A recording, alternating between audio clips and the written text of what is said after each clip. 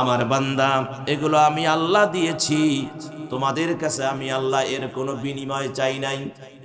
সূর্য দিয়েছি, সকালে সূর্য উদিত হয়, সন্ধ্যায় ডুবে যায়।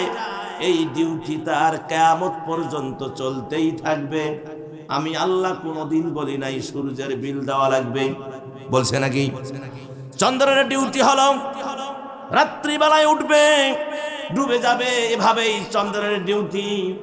আমার ভাইয়েরা, তারকারাজের ডিউটি, তারা রাত্রিবেলায় উদয় হবে আবার ডুবে যাবে, ডিউটি তারা পালন করতেছে। নদী নালা খাল বিলের ডিউটি।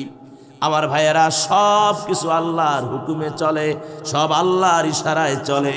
আল্লাহ বলে, বান্দারে সব কিছু তোমারে দিয়েছি, ও আমার বান্দা, শুধু তুমি আমি আল্লাহর নিয়ামতের শুকরিয়া আদায় করবা।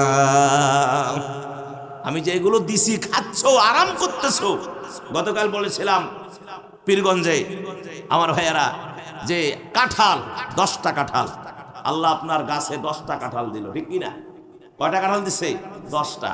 10টার মধ্যে 2টা মাদ্রাসায় দাও, ইতিম বাচ্চারা খাবে, আর 4টা আত্মীয়র মধ্যে দাও, আর 4টা স্ত্রী সন্তান সব মিলে ভেঙে খাও, আর আলহামদুলিল্লাহ বলো, শুকরিয়া আদায় করো।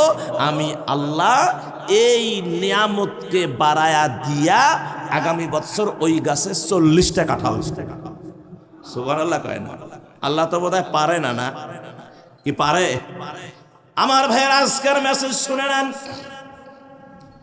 যে গাছে আপনার 4 বস্তা আম হলো, আপনি যদি পাশাপাশি মাদ্রাসায় দান, ইতিমদের, গরিবদের দান, ফকিরদের, মিসকিনদের দান, প্রতিবেশীর হক আদায় করেন, আল্লাহ রাব্বুল আলামিনের শুকরিয়া আদায় করেন।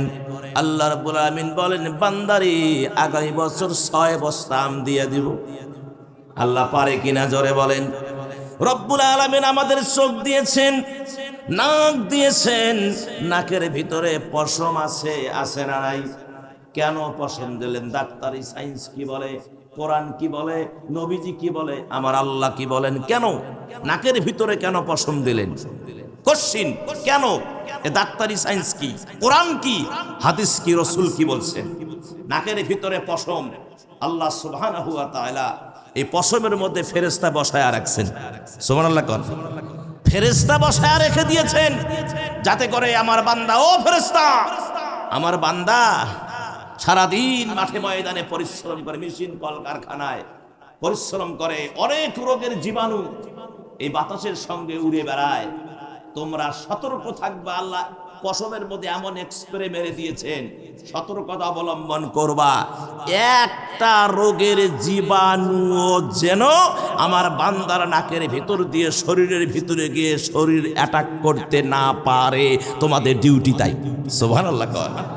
এই ডিউটিতে কে নিয়োগ দিয়েছেন? আল্লাহ। ভাইয়েরা আমার, শুধু এটাই না, এই যে আপনার পেটের ভিতরে পাকস্থলী আছে, আছে না নাই? আপনি সারাদিন খাচ্ছেন, আপেল খাচ্ছেন, কমলা খাচ্ছেন, গোশ খাচ্ছেন, এমন খিদা লাগছে, গোশ খাইতে একটা বড় গোস্ত ঠুমা দাঁতের মধ্যে চাবার আগে ভিতরে গেছে। এখন বলেন, সকালবেলা কি বাথরুমে ওই গোস্তের ঠুমা বাহির হয়? কি হয়? সব ডাইলেশন হয়ে যায়। আমরা সারা রাত ঘুমাই, আল্লাহর এই সৃষ্টিকে আল্লাহ হুকুম দিয়ে রাখছেন, তোমার ঘুম নাই। সুবহানাল্লাহ কও। তার কারণ আমার বান্দা ফজরে উঠবে, উঠে সালাত আদায় করবে, আর ভেতরে যদি এরকম কিছু থাকে, মুসরামুসরি হবে, এটা আমি আল্লাহ মানতে পারি না। বিধায় তোমার কাজ হলো বান্দা ঘুমাবে, তোমার কাজ হলো সারা রাত খালি পিসবা, ডাইলেশন করবা। ও আমার সৃষ্টি, তোমার ডিউটি হলো সারা রাত ডাইলেশন করা। তারপরে আমার বান্দা ফজরে উঠবে, প্রকৃতির ডাক যখন আসবে, বান্দা বাথরুমে যাবে, 2 নম্বর 1 নম্বরে যাবে, সব বাহির হবে, পেট ঠান্ডা, তো ইবাদত ভালো লাগবে। সুবহানাল্লাহ। আল্লাহর কত দয়া, হ্যাঁ, আল্লাহর কত মায়া।